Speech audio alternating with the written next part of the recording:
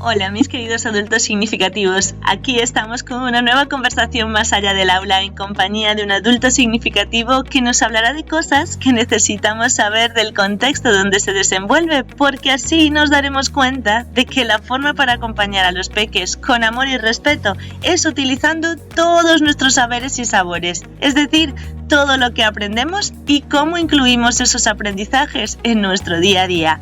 En cada conversación podremos confirmar que el acompañamiento empieza con nosotros mismos para ser y estar con cada peque con el que interactuamos y también con cada adulto significativo. ¿Me acompañáis?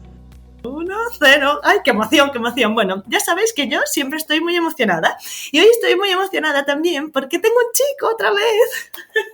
Siempre se me apuntan bonitas a conversar, pero hoy se ha apuntado un chico bonito a conversar conmigo. Así que ya sabéis, no presento a con quien converso, así que nos va a contar él. ¿Quién es? ¿Quién está ahí al otro lado del micro?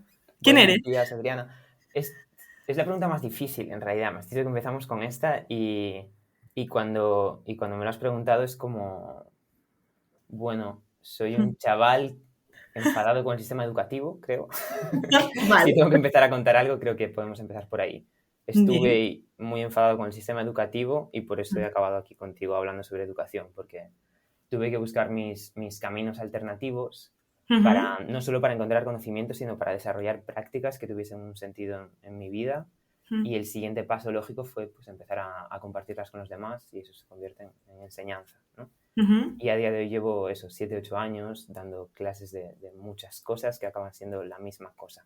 Sí. Entonces, no es una parcela concreta, ¿no? No es una disciplina lo que enseño, es como mi interés total por la totalidad, para la redundancia, de la vida, ¿no? Sí. Y trabajo desde el cuerpo, pero no desde el cuerpo de una manera mecánica que se fija solo en el entrenamiento o en capacidades físicas, sino en un acercarse desde el cuerpo pues a una perspectiva holística de lo que significa ser humano y entender la vida. Sí, sí, claro, al final es el que somos el todo, es una cosa que ya sabemos desde siempre, lo traemos en nuestro ser y estar, pero últimamente como que se habla más de esto, ¿no? Y, por supuesto, de ahí seguramente viene tu enfado, ¿no? Con la educación y de que creo que es el enfado que tenemos todos los adultos significativos con los que he conversado, porque se nos mira por parcelas, ¿no? En el sistema educativo y es algo que no sé cómo sigue funcionando. Nadie ha dado el grito de, oye, ¿por qué seguimos funcionando desde un compartimento cuando somos un todo, ¿no? Y yo encontré a Antón por ese movimiento, esas actividades que propone. ¿Nos cuentas un poquito más cómo llegaste a esto? Ya nos dices que por tu interés, pero realmente, ¿cómo llegaste? Sí, mi camino de llegada a esto fue por lo deportivo y por lo atlético. Y bueno, en realidad por mis padres, que los dos se han dedicado a la enseñanza en el mundo del deporte. Entonces yo he tenido la suerte de crecer, pues eso, cerca de la naturaleza, bastante asalvajado, moviéndome mucho y con unos padres que sabían que el movimiento y que el deporte no era un hobby, un ocio, un algo superficial, sino que era la esencia. Es la vida. La esencia y que no iba para nada contrapuesto al intelecto y a la cultura, sino totalmente de la mano. Entonces yo voy por ese camino de lo deportivo y de lo atlético, pero en realidad siempre dividido también por mi interés por el arte, por la música, por la filosofía y eso como viendo que eran como parcelas separadas en casi siempre, pero de alguna manera sabiendo que no, que es un todo y que se puede enfocar como un todo. Entonces fui apartándome de los deportes en tanto que disciplinas aisladas y encontrando proyectos educativos y a gente que ya desde mucho antes que yo está enfocando todo esto a la vez, como un todo, ¿no? Entonces, siempre que acabamos hablando de esto o que acabo hablando de esto con otras personas, suena muy abstracto, sí, pero en realidad es porque es muy concreto, ¿no? O sea, si echas un vistazo a las clases en las que yo he aprendido o las clases en las que enseño yo ahora, pues puedes ver una parte en la que estamos todos más quietos o más en silencio, más parecido a una clase de yoga o de tai chi. Y luego otros momentos muy jugados y con mucha risa en los que la gente está explorando cómo se comunica con los demás. Luego puede haber un momento de gente esculpiendo, gente dibujando, gente usando la voz para contar historias. Entonces, ¿qué estamos haciendo? Pues estamos no sé, mapeando o entendiendo lo que es ser humano, cómo nos comunicamos con los demás, cómo afectamos a nuestra vida, cómo es nuestra relación con el cuerpo. Y al final donde más he trabajado es eso, en campamentos de surf, escuelas deportivas. He trabajado mucho con niños por ese error tan tonto que se comete en las escuelas deportivas de que al monitor más joven y al que acaba de llegar le dan las clases con niños, ¿no? Como si fueran las menos importantes. Sí. Entonces tuve la suerte de que me pasase eso.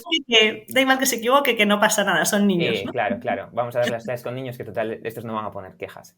Entonces tuve esa suerte, ¿no? De dar pues tantísimas clases con niños, primero en surfing y luego en otras actividades, pero en realidad en el mundo en el que más he estado es ese, el de los campamentos de surf. Primero como monitor en varias escuelas y luego llegué a estar también de coordinador de unos campamentos durante un verano entero. Es decir, inventándome qué íbamos a hacer todo el verano en esos campamentos de primer año, y eso fue súper enriquecedor también. Y cuando hiciste ese primer año que dices que te inventaste las actividades, ¿no descubriste quizás que también los niños te daban mucho feedback? O sea, te daban también como ese contenido, ¿no? Ese interés, ¿no? ¿No lo sentiste? Sí, claro. O sea, también tenía años de experiencia detrás y este año este verano de coordinador yo ya llevaba muchos años currando con niños. Bueno, muchos años para ser un chaval de 25 años, que es lo que soy. Sí. Y entonces mi idea era como crear esta comunidad de aprendizaje, ¿no? Y lo más horizontal posible, y era mi proyecto de desescolarización y asalvajamiento de los niños en una época pospandémica. Es lo que quería yo. Más que pensar en contenidos concretos o conceptuales, yo lo que tenía claro es que esos niños, después del año que habíamos pasado, necesitaban estar en el bosque, estar en la playa, tocarse entre ellos y jugar muchísimo. Y sí, fue un verano súper enriquecedor. Y claro que ellos ya me decían por dónde ir. Yo podía llegar a clase con la premisa, pero no llegaba nunca con un plan cerrado. Siempre llegaba, sobre todo, muy abierto para escuchar cuál era la dinámica del grupo y qué íbamos a hacer ese día.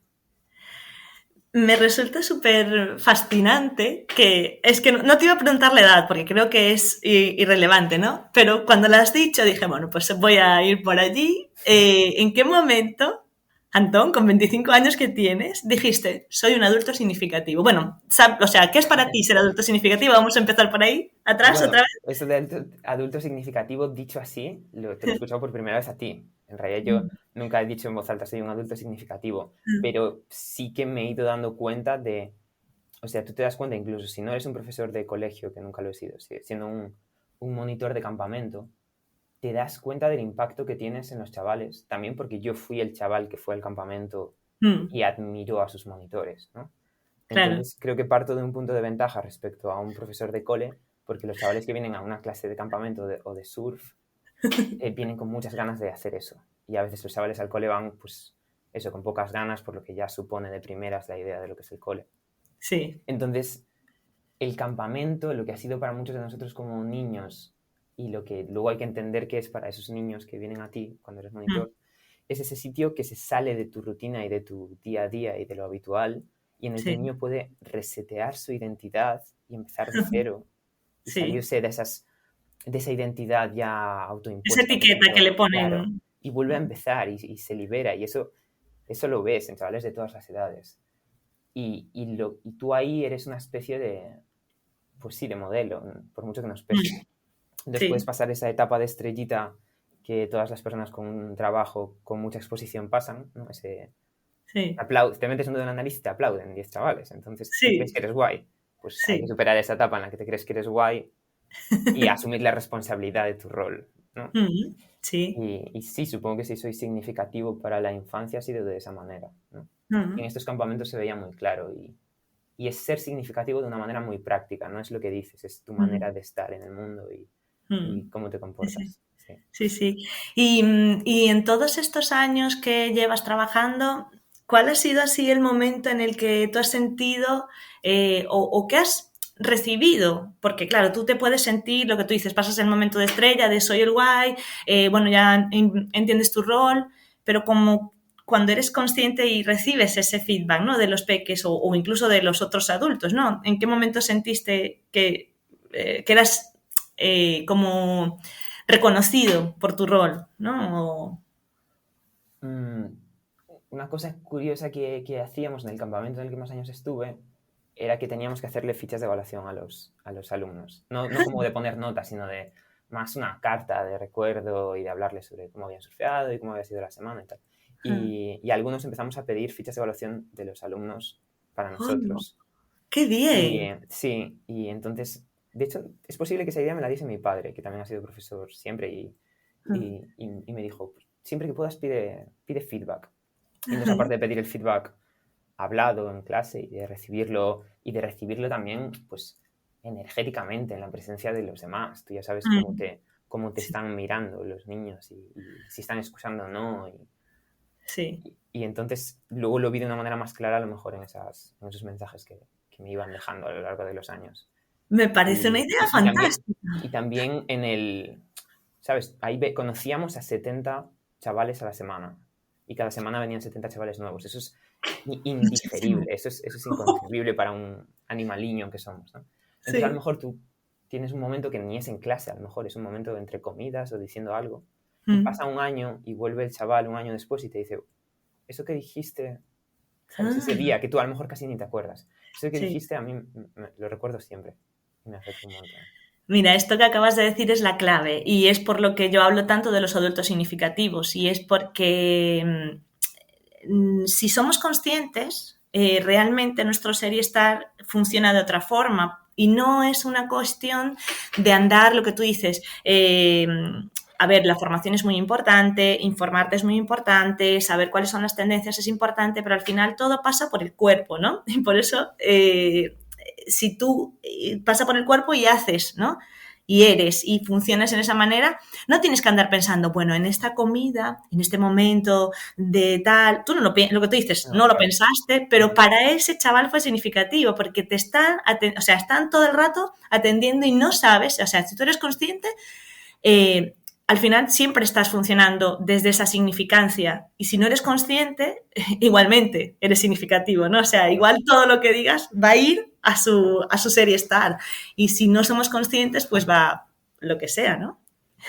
Y a veces ante la duda, por ejemplo, de qué contenidos llevar a una clase, que también es importantísimo pensar en el qué y las actividades y qué vas a hacer, pero sobre todo, incluso antes que eso, creo que va ir con esa energía que te permite estar presente en clase y estar abierto y escuchar y saber responder a eso que escuchas. Eso es lo principal. Y yo siempre he dicho que los mejores profesores que yo he tenido de compañeros en estas escuelas, muchos no eran de INEF, ni de magisterio, ni venían de carreras relacionadas con la enseñanza. Eran arquitectos, gente de bellas artes. Lo que tenían en común era eso, que muchísima pasión por ese trabajo y creatividad y ganas y sí, ante la duda de qué hacer, pues es...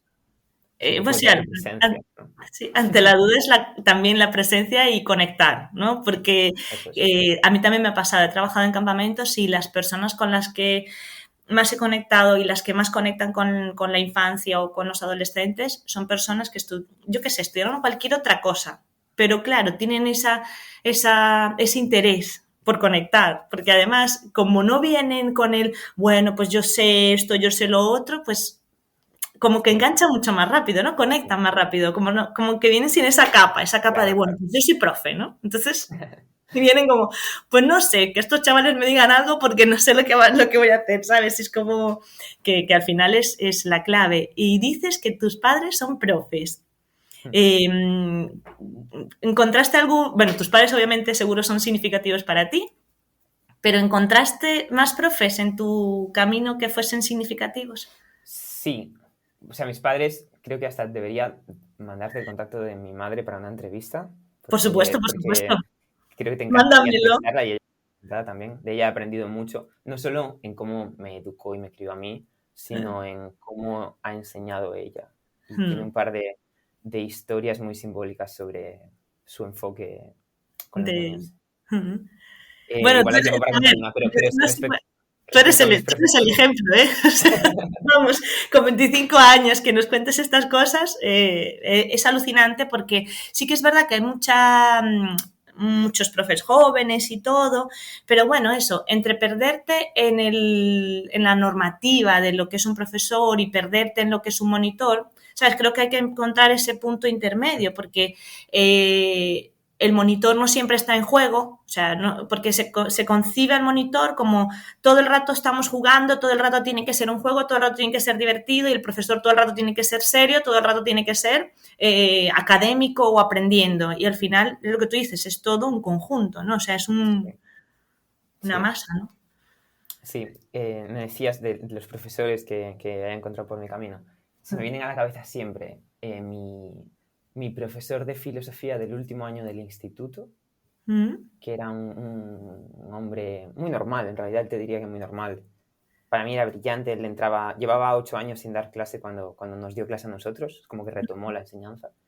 Era de la primera promoción de Santiago de Compostela de filosofía y entraba en clase ya hablando. O sea, su clase no era una clase de contenidos muy estructurados, él llegaba hablando apasionado por eso que le estaba contando y yo estaba en primera fila con ganas de estar en esa clase en segundo de bachillerato para escuchar todo lo que tenía que decir. Y él después me dejó libros por su cuenta y venía a hablar conmigo y estuve en su despacho viendo a ver qué libros de Nietzsche me dejaba y luego incluso años después de haber terminado el instituto iba a tomarme algo al bar de al lado del Insti con él y... ¡Qué bien! Y sí, él se me viene a la cabeza. Se me viene a la cabeza como un modelo existencial mío en esos años. Y luego, quien fue mi profe de surf en el campamento en el que luego trabajé, o sea, mi profe de surf de chaval y luego mi jefe en ese campamento, también tuvo mucho impacto sobre mi manera de ver las cosas y también de enseñar.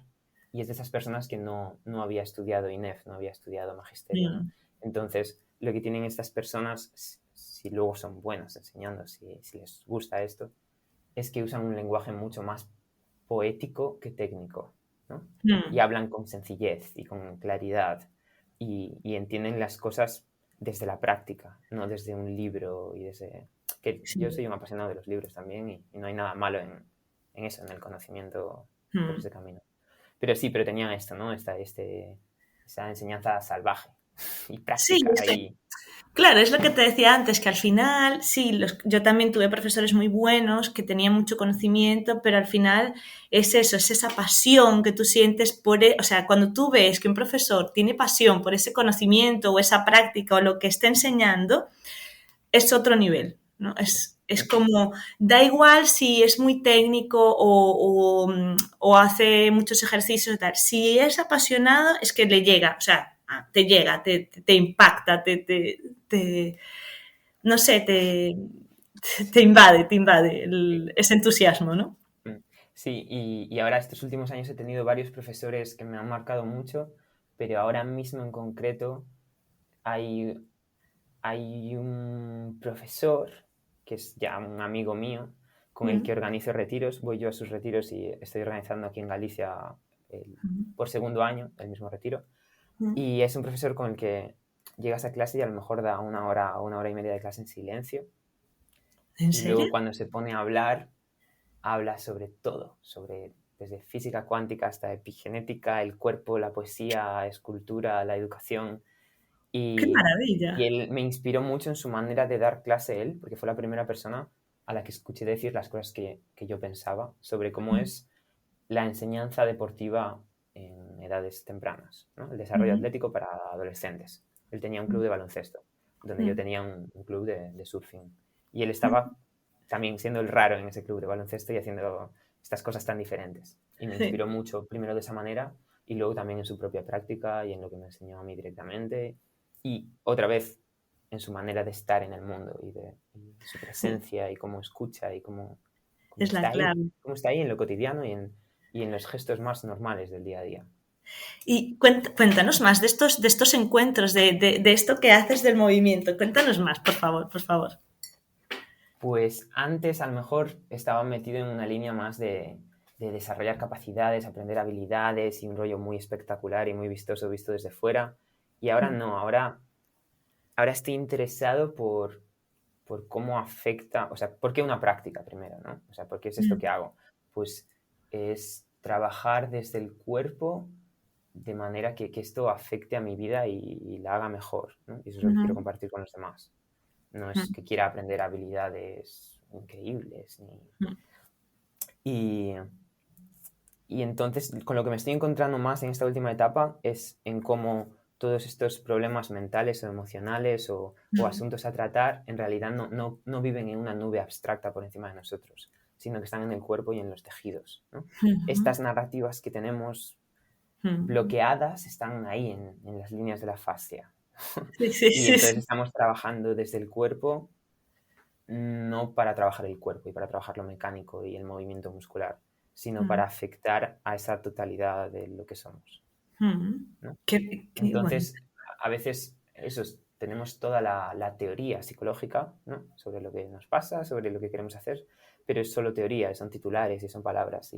Y esto me está dando un enfoque que permite convertirlo en algo tangible y en algo concreto. Y de repente permea tu vida de otra manera, ¿no? Esto que hacemos. Y te ves ya no solo, por ejemplo, meditando con los ojos cerrados sentado en tu mundo interno, sino de pie en el mundo con los ojos abiertos en una situación de la vida real. Y estas prácticas están afectando a cómo estás ahí, a cómo estás en esa situación, en ese caos, en cómo te comunicas. A lo mejor suena muy abstracto porque en realidad hay que estar ahí en la situación de movimiento, practicando. No, pero realmente, mira, yo eso, que llevo tantos años trabajando con niños, lo que siempre se ha hablado es que aprendemos a partir del juego, que el juego es movimiento, ¿no? Y que es una cosa que hemos dejado de utilizar. Y es eso lo que yo veo, tú los ves como, dices, pero este niño está ido, ¿sabes? Y realmente lo que está es conectando, eso que tú dices, ese mundo real, con esos movimientos, con ese juego, y creo que es una práctica que aporta mucho, ¿no? Y yo lo he comprobado, o sea, en aula, cuando haces movimientos, cuando cambias, ¿no? Lo que se llama de rango, ¿sabes? Estás, por ejemplo, sentado aprendiendo y de repente les mandas a levantar y a, no sé, a dar una vuelta, cuando vuelven a sentarse están como en otro nivel, ¿no? Y es que no deberían ser, o sea, los ratos de movimiento no deberían ser descansos de lo normal que es estar sentado. Debería ser como al revés, ¿no? Como lo normal es que estén de pie y moviéndose y que se tiren al suelo y que... O sea, claro. No sé cómo no he dicho la palabra juego, si no lo he dicho aún en todo este rato, pero si puedo dejar un solo mensaje en esta entrevista es esa. Para los niños, para los adultos. Y jugar. Jugar no es algo... No es, otra vez, algo superficial o algo que haces cuando se acabó ya lo importante.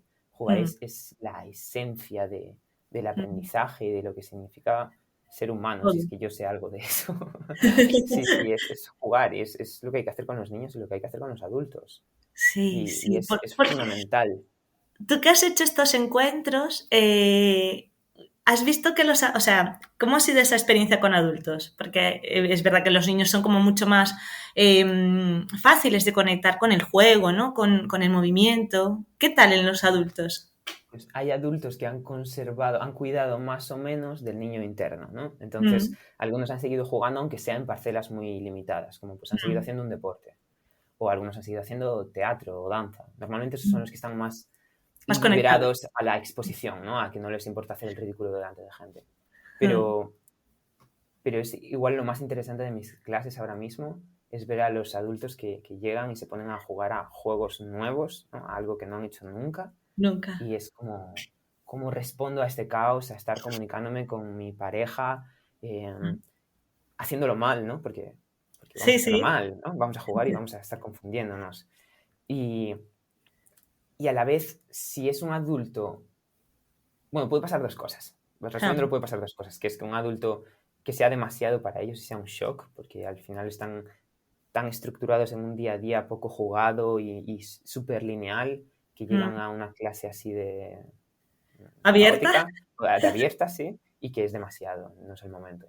Y luego hay otros que llegan y es como, ¿no haces esto todos los días? ¿Puedo venir a estas clases todos los días, por favor? No te habías estado toda mi vida. Claro, esto es un soplo de aire fresco. Claro, es que es necesario esa manera de... Y más, siempre lo fue, pero ahora, después de este par de años, más aún. Es necesario que dejemos de funcionar de hombros para arriba y que reconectemos y que integremos y que lleguemos a esa totalidad de lo que somos y que toquemos a los demás y que nos riamos y que desfoguemos. Sí. Y con los... O sea, en realidad todo esto es lo mismo para los niños y para los adultos, pero es una pena cuando no ocurre con los niños, da mucha más pena, porque ellos están tan cerca de la fuente, ¿no? Y tan poco condicionados y tienen tanta necesidad de esto. Sí, sí, y además que claro, si no ocurre en los niños, da más pena porque es que al final no va, lo que tú dices, al final ese adulto no va a tener niño que conservar, porque es que no lo ha experimentado, o sea, no lo ha vivido, ¿no?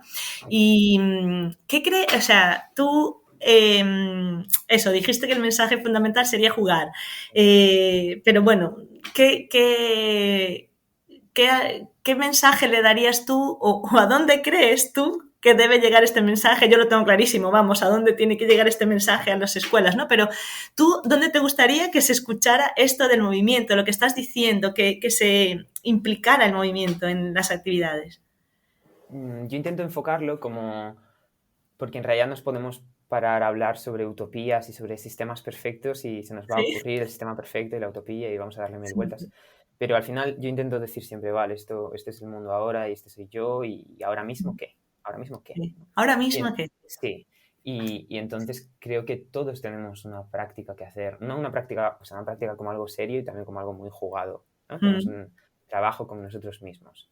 Entonces creo que esto es importante en cada individuo y en el momento en el que tú trabajas contigo mismo de manera individual, ya estás haciéndole un favor al mundo, ¿no? O sea, el limpiar y el trabajar esta subjetividad radical y este amor por la vida ya es un favor que le haces al mundo. Y por supuesto que si esto tuviese un impacto político o administrativo en la educación, por supuesto que llegaría a más sitios. Pero bueno, un primer paso, ya que estamos aquí teniendo esta conversación y para quien nos escuche, pues es cada uno consigo mismo ir recuperando esa fisicalidad y esa vida dinámica y esa manera de jugar y de entender las cosas de manera creativa, porque sobre todo eso es.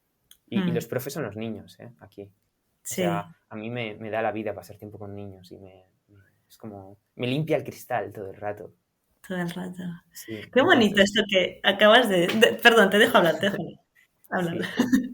Sí. Se me acaba de venir como una imagen a la cabeza de estos campamentos, porque en realidad llevaba, como fue hace más de un año, llevaba un tiempo sin pensar en ellos y a raíz de que me propusieses la entrevista, pues se me vinieron a la cabeza.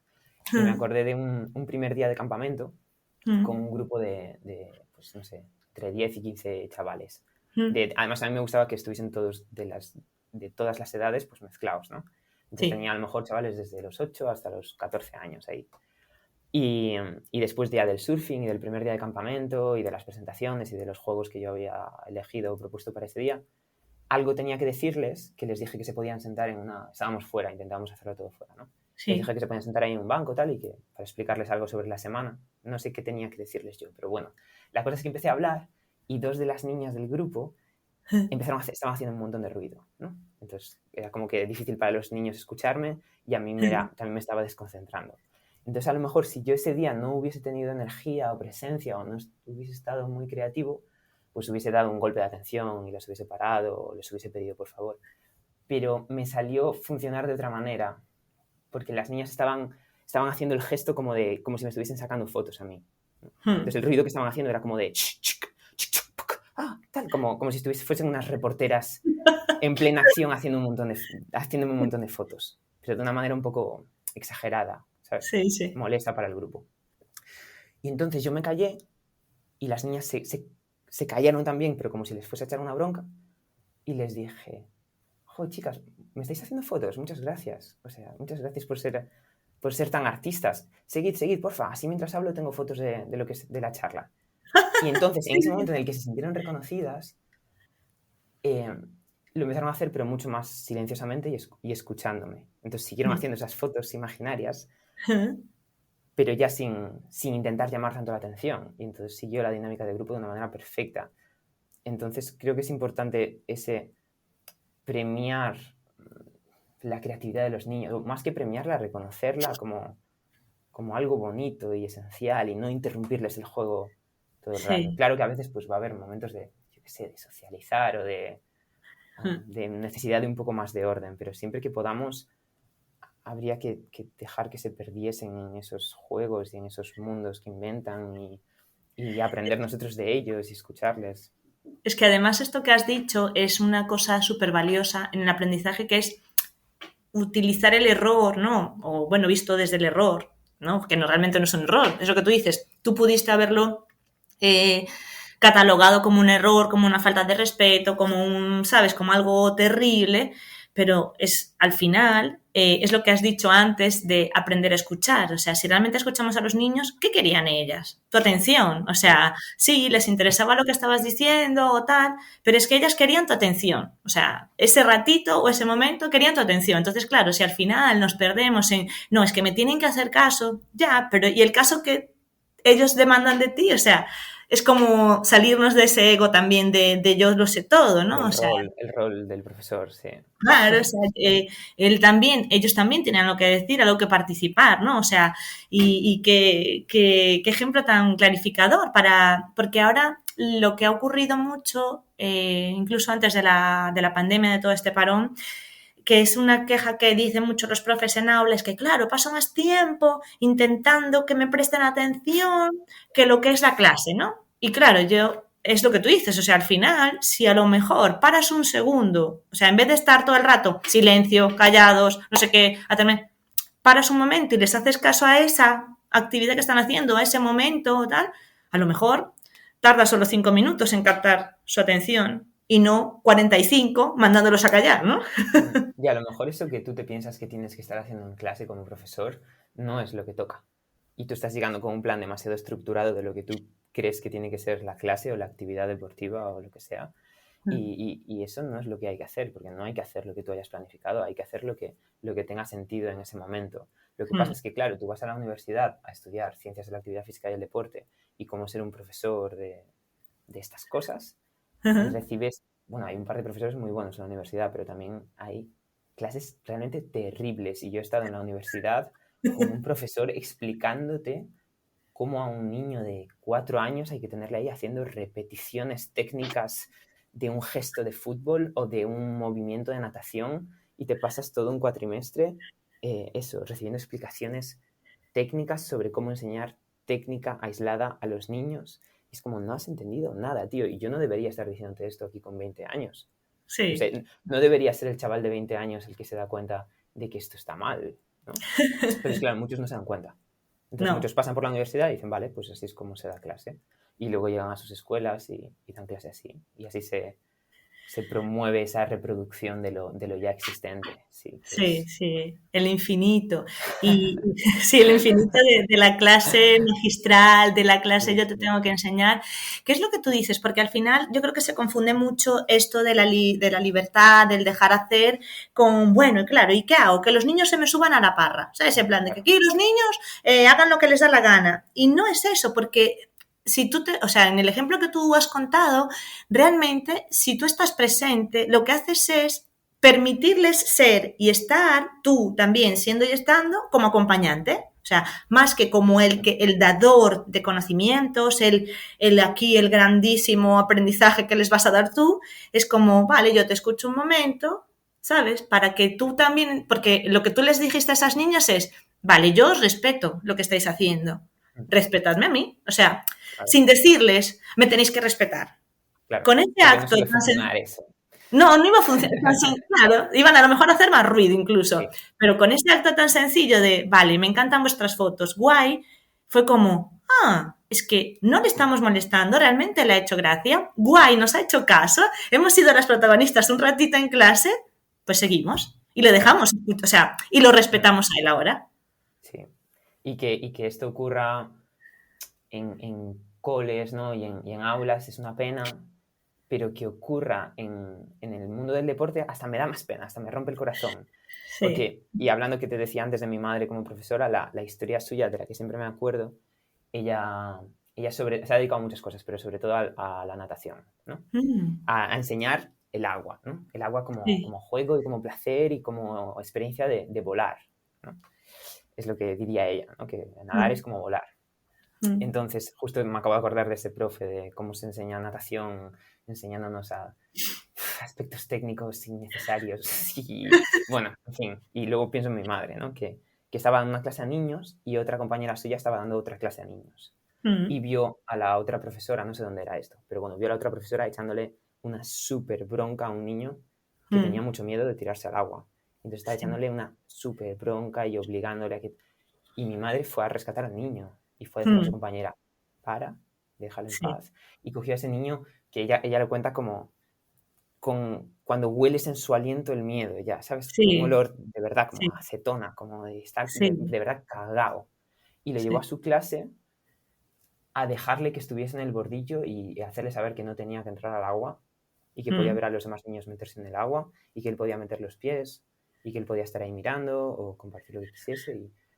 Y entonces le dio espacio y le dio tiempo al niño y le permitió, y los demás niños siguieron jugando a lo que fuese. Y, ¿sabes? Que los coles estén corruptos o el sistema educativo formal esté corrupto o haya cosas que cambiar es una pena. Pero que justo las escuelas deportivas y lo que siempre ha sido nuestros hobbies y nuestro placer y nuestra esencia también se corrompa y se convierta en otra cárcel de aspectos técnicos y de filas y de conos. Eso no puede ser, ¿sabes? No puede ser. El sistema formal está un poco fastidiado y hay que arreglarlo, pues bueno, lo arreglaremos, pero el mundo del deporte y del movimiento y del arte no se puede también corromper. Deberían seguir siendo nuestra liberación, claro, y un juego y algo súper importante y a la vez nada serio. Sí. Mira, has dicho algo maravilloso que creo que así podemos casi acabar esta conversación, porque conversaríamos horas, ya lo sé, pero tampoco, queremos que la gente nos escuche y no se aburra, aunque no creo que ocurra, que se aburran. Lo del espacio y el tiempo, Antón, es una cosa que se nos olvida. O sea, creemos que todo tiene que ser en este momento ya, o sea, eso, los aprendizajes ya, se nos olvida el proceso, o sea, lo respetamos tanto cuando empiezan a caminar los niños y después es como, bueno, si tardaste, no sé, desde los 0 meses hasta el año y medio, bueno, dependiendo de cada niño, ¿no? Pero bueno, hasta los 2 años en caminar y tal, como muy tarde, ¿no? 2 años. Pero después todo lo demás, rapidito. Lánzate al agua rápido, aprende a leer rápido, aprende las letras rápido. Es como, ¿por qué? ¿Por qué queremos correr? Es la técnica y la productividad y el conseguir objetivos y el tacharlos como si el día a día y la vida fuese una lista de objetivos que hay que ir tachando. Y ahora una cosa que me dicen mis profesores y que yo lo repito y me encanta es, quiero que aprendas ineficientemente. Quiero que aprendas ineficientemente, ¿sabes? Y yo, las últimas clases de surf que estuve dando, les decía a mis alumnos, adultos y niños, les decía, vamos a aprender a surfear en 10 años, ¿sabes? No hoy, ni esta semana, ni en este campamento. Vamos a aprender a surfear en 10 años. Sí. Y me gustaría no darle a un alumno nunca el paso 1, el paso 2, el paso 3, masticárselo todo y darle el proceso y la fórmula perfecta. No quiero hacer eso. No. Quiero crear situaciones en las que ellos descubran. Sí. ¿No? Y entonces, para eso, claro, necesitamos tiempo, espacio y tiempo, lo que decías, y lo normal es ir con prisas. Y la prisa es para enfermos, ¿no? La prisa es... Además, mira, lo que siempre se ha dicho, claro, es que al final se te pasa la vida. Yo he estado en un voluntariado junto con mi familia de escribirle libros a personas mayores y todo lo que dicen, o sea, una de las cosas que más repiten es que, claro, que si les hubiesen contado que sí, llegar al objetivo estaba bien, ¿no? Y guay, claro, llegar al objetivo. Pero se hubiesen parado más a disfrutar esos momentos, esos procesos, esos primeros pasos de sus hijos, yo qué sé, ese primer día en no sé qué, como que, ¿sabes? Que sí, que muy guay que sus hijos fueran a la universidad y acabaran, pero no sé, aquel día en que se les estropeó el coche y entonces tuvieron que ir a rescatarlos y aquel beso, no sé, como que eso es, realmente con lo que ellos se quedan es con esos momentos. Claro. Del proceso, no el objetivo de, mi hijo se graduó en la universidad. No, es todo lo que ocurrió hasta que se graduó. Y sí. Eso es la vida, ¿no? Sí, entenderla como que no estamos yendo a ningún sitio. Porque si entiendes que estás yendo a algún sitio y que vas a llegar ahí, que cuando hayas llegado ahí es cuando ocurre, pues vas a seguir yendo hasta que se acaba. Y cuando se acabó dices, ¡oh! Sí. Entonces, es como no estoy yendo a ningún sitio. Y una vez entiendo que no estoy yendo a ningún sitio, no tengo prisa, puedo estar aquí. Aquí y ahora, sí, sí. Mira, Antón, me ha encantado, además, otra cosa que has dicho y es el respeto.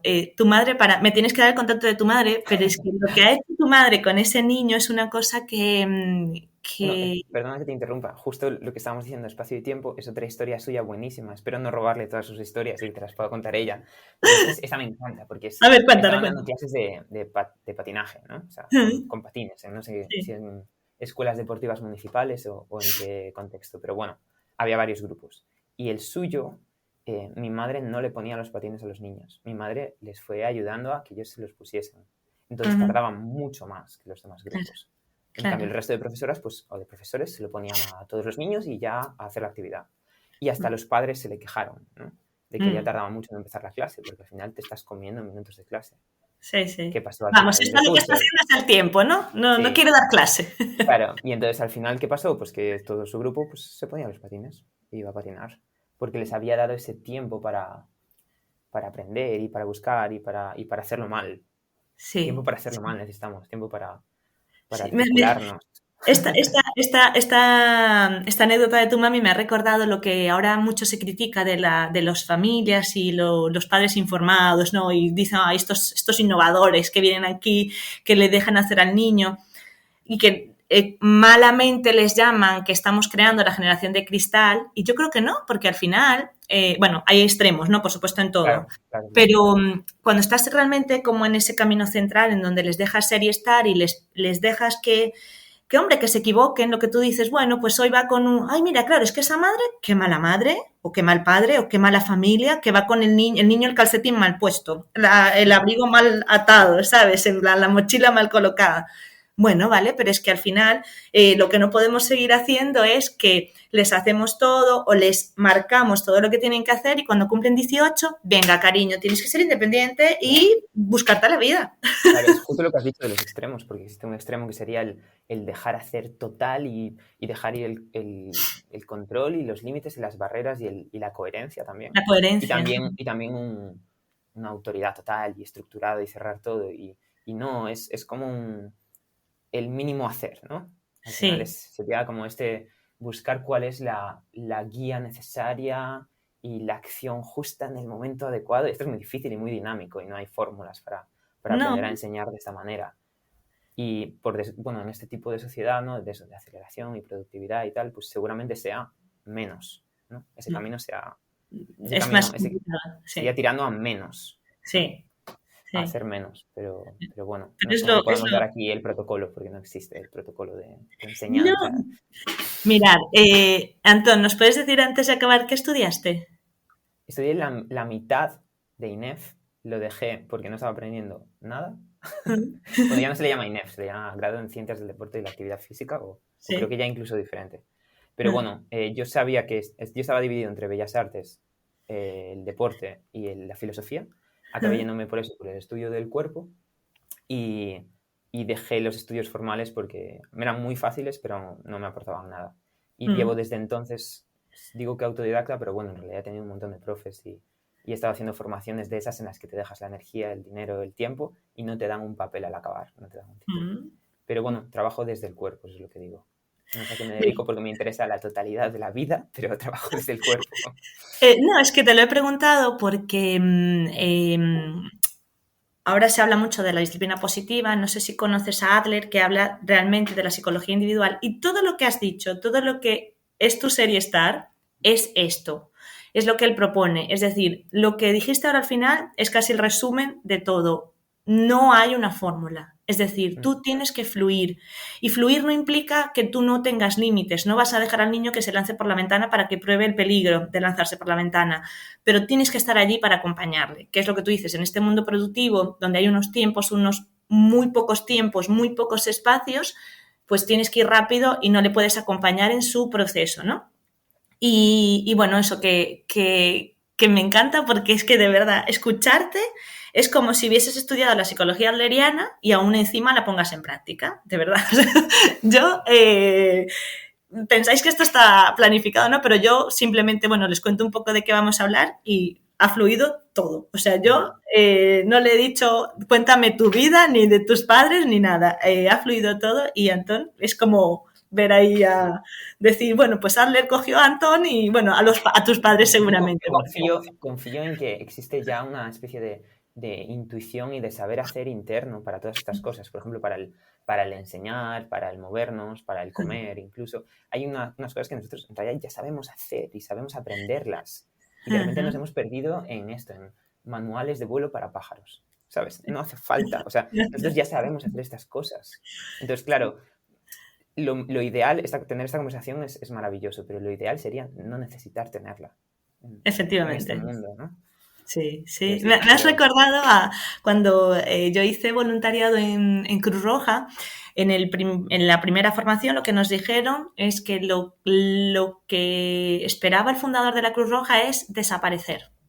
Su objetivo principal es desaparecer, no ser necesario. O sea, que no sea necesario tener que ir a ayudar a la gente. Es que los sistemas de salud funcionen, que no hay bueno, por desastres naturales, pero que el sistema de salud y de atención primaria funcione, que no haya guerras donde haya que ir a desaparecer. Y bueno, quedamos aquí en esta conversación para la posteridad y a lo mejor ya cuando lo escuchen en no sé qué años dirán, oh, mira qué guay, ahora somos esto y no... Hubo que trabajar un montón. Hubo que jugar un montón para llegar a donde estamos. Hubo que jugar un montón, movernos, conectarnos y ahora estamos conectados y mira qué gracioso, ¿cómo pudieron sobrevivir esto? O sea, ¿cómo pudieron hacer estas conversaciones a pesar de lo que se pedía en el mundo? Antón, ha sido un placer, de verdad. Gracias por tu tiempo, por tu espacio, por tu ser, por tu estar y ya tomaremos un café que estamos en la misma comunidad. Claro. Muchísimas gracias, Adriana. Y nada. Y también me darás el contacto de tu mami, que la quiero por aquí. Y a vosotros, gracias por estar al otro lado y por seguir eso, jugar, conectar con vosotros y ser adultos significativos, os será mucho más fácil para los peques y para los otros adultos con los que interactuáis. Así que gracias. Un besito, Antón. Gracias. Si te gustó este episodio y crees que puede aportar a otros, compártelo. Nos escuchamos cada miércoles para reflexionar en conversaciones más allá del aula junto a otros adultos significativos. Recuerda que puedes proponer adultos significativos con los que conversar. Puedes proponer preguntas para hacerle a los adultos con los que ya conversé para encontrarnos en una nueva conversación y hasta puedes animarte a conversar conmigo sobre algún tema que crees que necesita ser visibilizado para acompañar bonito a las infancias, enviando un WhatsApp al teléfono 604-083-631 de Entre Saberes y Sabores. Hasta el próximo miércoles.